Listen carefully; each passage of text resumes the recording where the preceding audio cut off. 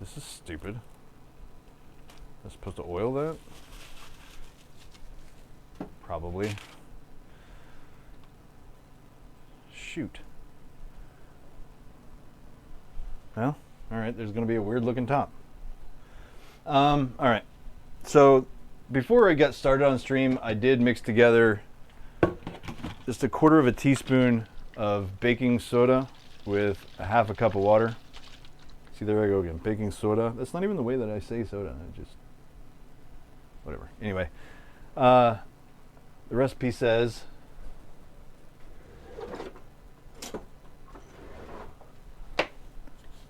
spray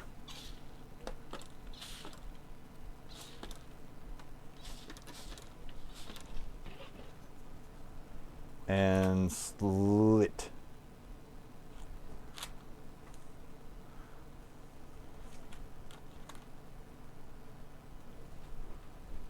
Or score or whatever. So there we go. That's what it says to do. We will trust the process. Have I done English muffins? Yeah, we did English muffins for corned beef hash for Irish St. Paddy's Day. We did it with the leftover corned beef that we have from St. Paddy's. Those are pretty good. Those are interesting because you don't use an oven. You just do it in a pan.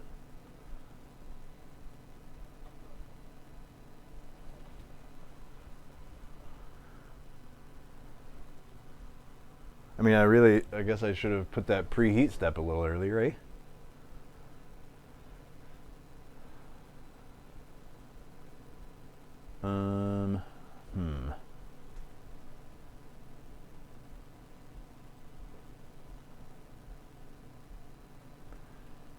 Gotta be tasty.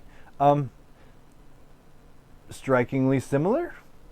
It's the nice thing about a commercial English muffin is as long as you toast it, it tastes very much like a fresh English muffin, and they really got that sour note nailed. Now, given some time, I could probably come up with a better one, but I will say that the texture came out great. The flavor was fine. There was nothing wrong with it, but for the effort that it took, is it worth it? I don't know how. I haven't bought English muffins in forever. Are they expensive? Because if they're more than like $3 or $4, then yeah, I guess it's worth it. If you're bored on a day. Jan, what's going on? The world does go on slow-mo whenever you're waiting for the stove to preheat. Shayna, it depends. It's not super hard or anything. It's not a difficult thing to do or make. It's just the quality difference is very, very negligible. It's super fine margin of difference. At least whenever you first give it a go. Like I said, maybe we could figure out what's going on and make them better. But I would say it just depends. Like if you want just a lazy Sunday afternoon where you're just chilling and baking stuff with your fam or whatever, then yeah, totally make it. It's not hard. It's just, it is a process, and the quality difference just isn't there. $1.50. All right, there you go. It's like tamales, right? Like tamales are delicious, but it's almost not worth making if you don't have a crew of people there to just sit there shooting the shit, talking and rolling tamales and passing them down the assembly line and stuff like that, right? Like something about like not that you need an assembly line for English muffins. It's just like it's one of those things that I probably wouldn't do if I didn't have like company in the kitchen, just kind of having a day of it. Afternoon thunderstorms. Heck yeah.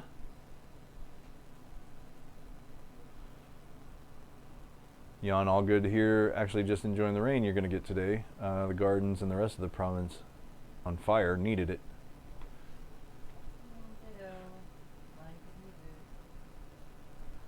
Tamales from a Mexican mom whenever I can.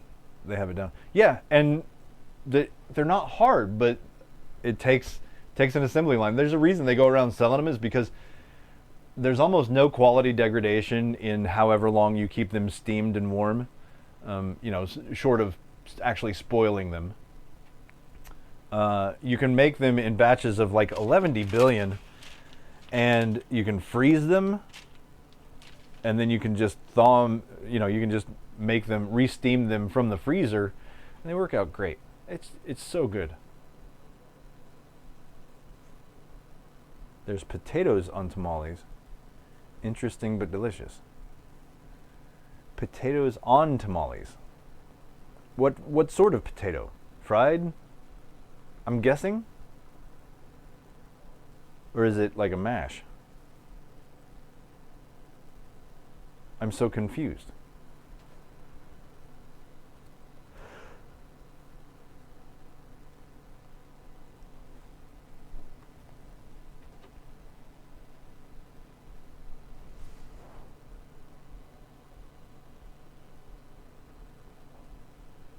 In. Okay, so there's potatoes in the tamale. So you got corn flour wrapping mashed potatoes.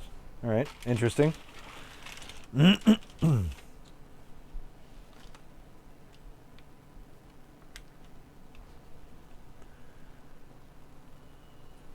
mean, the dough didn't deflate despite sticking to the plastic. I don't know how the hell you're supposed to cover this if you're not going to use plastic. I guess just flip another sheet tray over upside down on it. I guess that would work. That was a disaster. Or maybe, like I said, maybe I'm supposed to oil the tops of those. Chopped cooked potatoes? Interesting.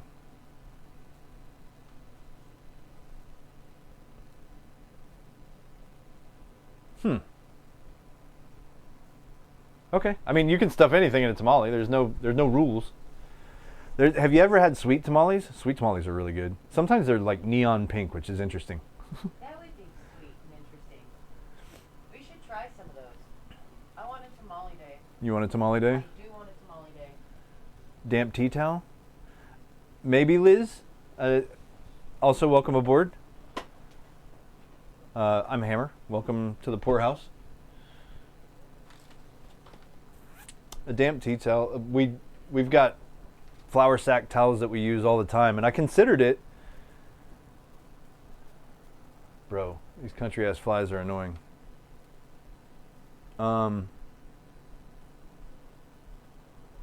Yeah, I considered it.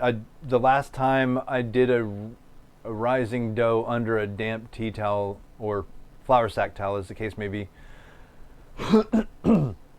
it stuck and deflated really bad. It was I did it for a Detroit style pizza one time, and the pizza came up and stuck to the towel. Whenever I took the towel off, the whole pizza went and deflated, and I had to let it rise again. What's cooking? Bread and eventually pizza. Exclamation menu. We've got, so I've never made a loaf of bread, and so today these are sub rolls right here. These are going to be like, you know, just hoagies. And then we've got wheat bread that's proofing right now, and that's the loaf of bread that I've never made before. And we've got pizza dough proofing, so we're going to wrap it all up with a bacon cheeseburger pizza. Apart from the bong.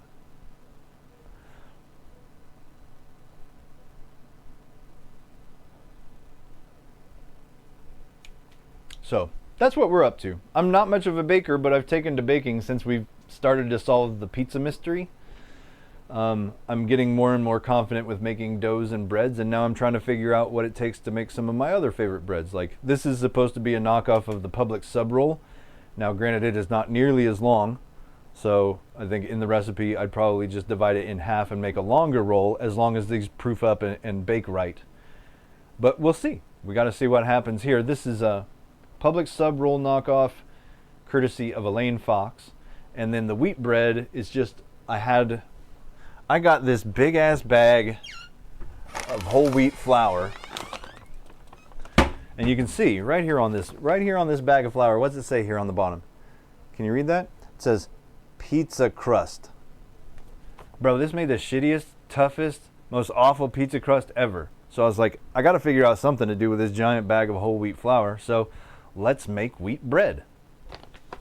So that's where we're at.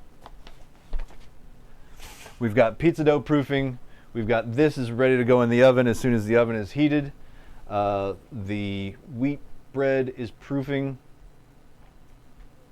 This once it comes out of the oven. Okay, so here's the order of what we've got left to do. Let's see. After we bake the subs, we're going to drop the temp down to let's drop the temp down to 450. We're going to swap the pizza and the regular bread places. So once we get done baking the subs, we're going to drop the temp, and then we're going to go ahead and make the pizza. And while the pizza's in the oven, we'll deal with the wheat bread, and then while we're eating the pizza, we'll bake the wheat bread. So there you go. There's the order of operations. We've got all the dough made, basically all the proofing done, and now we're just down to the baking. We're going to bake these first, then we're going to make our pizza, and then we're going to put our wheat bread into bake while we eat our pizza, and that'll pretty much wrap us for the day. Yeah, it's a lot, but here's the thing is I wanted to make all three of those breads, and I could do it on separate days, but it's like each day is going to require the same 2 hours or whatever worth of proof time. And it's like, if I could just get them all in rotation like this, then I could just kind of squeeze it all into one and just kind of make it all work. So, fingers crossed. So far, so good. Puck Bunny's gone for lurk. Thank you very much. Spray the plastic that you use to cover it if it's going to touch. What do you spray it with? Like Pam?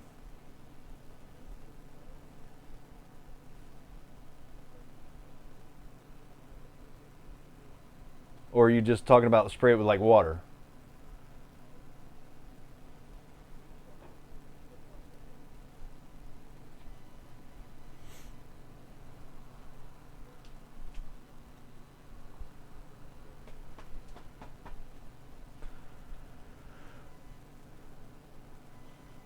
Puck Bunny, thank you for the lurk. As ever.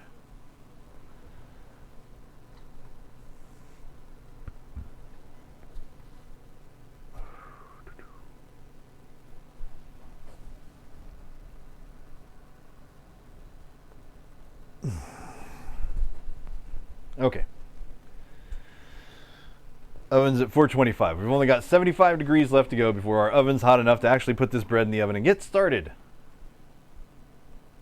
Store brand Pam. Okay.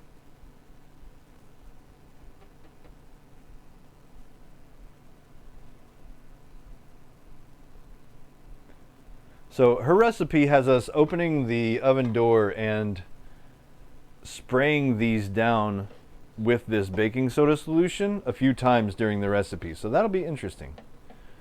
I think that's probably why we're baking it at 500, is because she's probably taking into account for the heat loss every time we open the oven door, which is smart.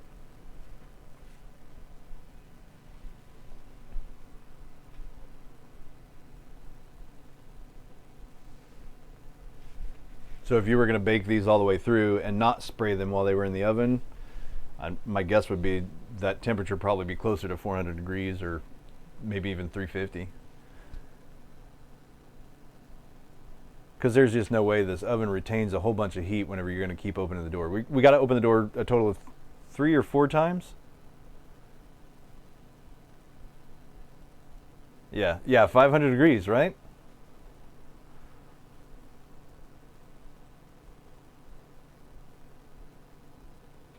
I mean, credit where it's due. This woman really gave it some effort, because there's a very specific process that's going on here.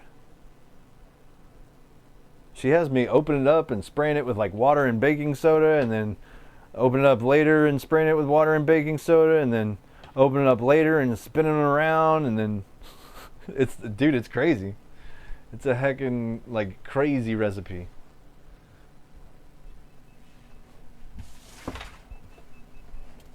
At least as far as my baking experience is concerned so far. Oh, and another interesting thing, Shayna, is they cool in the pan. You don't take them out to cool on a wire rack.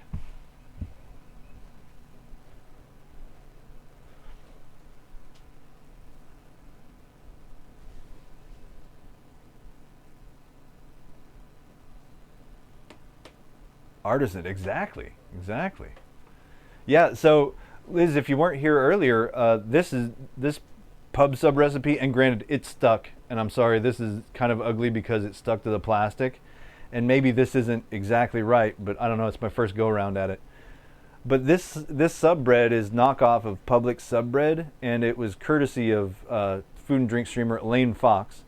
Um, Whenever I was brand new to Twitch, I just messaged her, or I just typed in her chat. I was like, "Hey, do you know how to make pub sub bread?" Because she was baking, and she said she was really good at baking.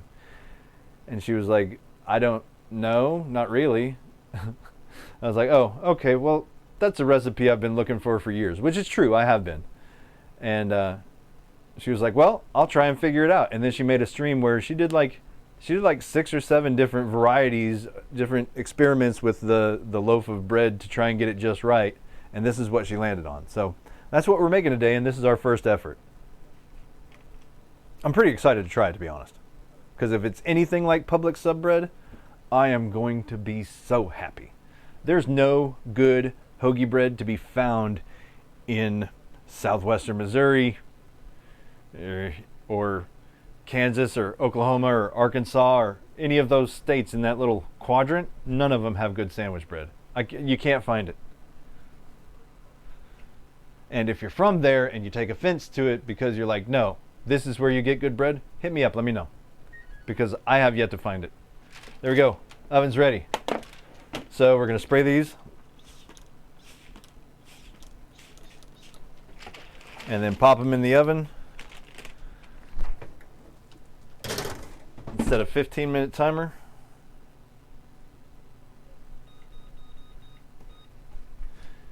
Okay, now on this, let's see, at 13 minutes, we're going to crack it open and spray it again.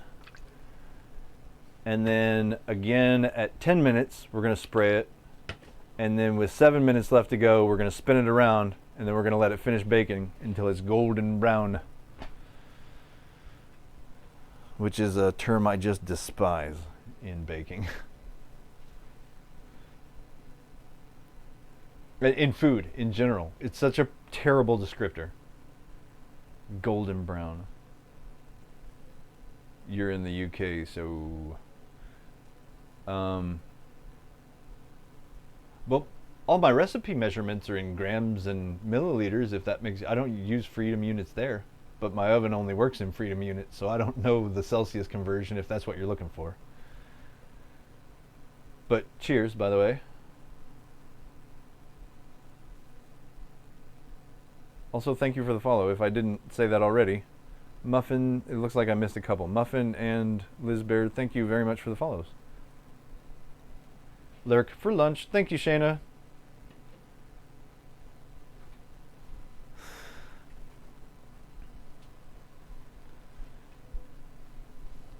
What sort of UK? Like Irish UK, Welsh UK, London proper UK?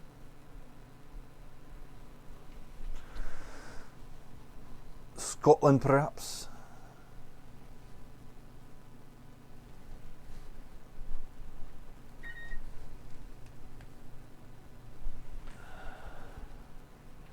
Gotta get my gun ready.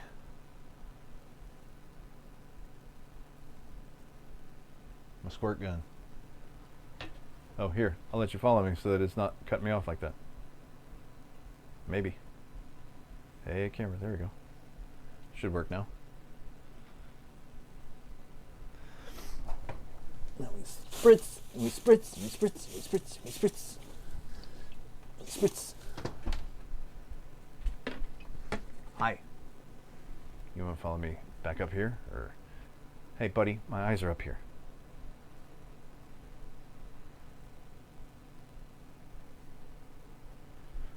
It's London proper, innit? London proper. I actually, oh, that's another flavor of ice cream that I did that I really, really liked. I did an Earl Grey tea and sweetened scones. Really good ice cream that nobody bought. Nobody bought that ice cream, and I was super disappointed because that was one of the flavors that I really did like a whole lot more than I had ever anticipated.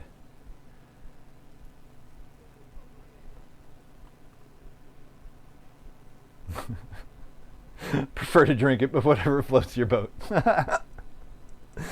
Maybe the best response ever.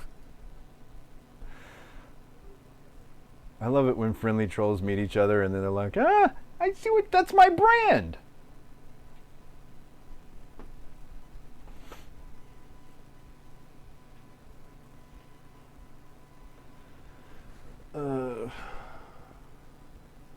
Alright, keeping an eye on the time because we still got to do the thing here in a minute.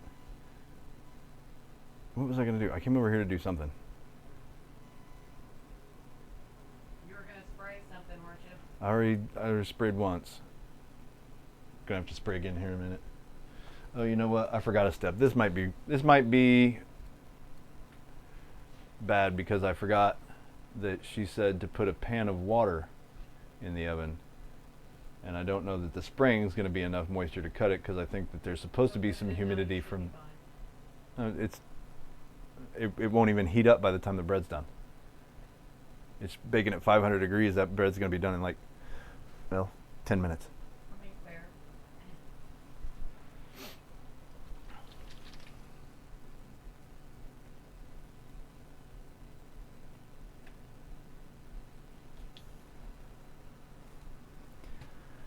So cheerio, pip pip, and all that, right? You know what I'm talking about, huh?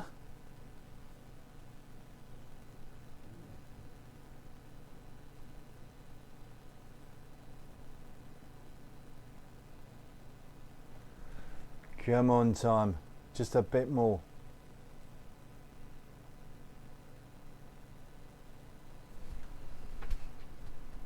I thought maybe if I looked away, maybe it'd work, but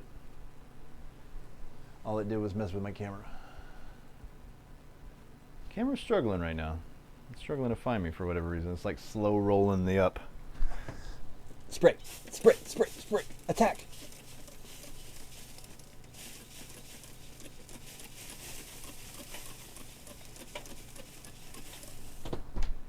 Sprayed.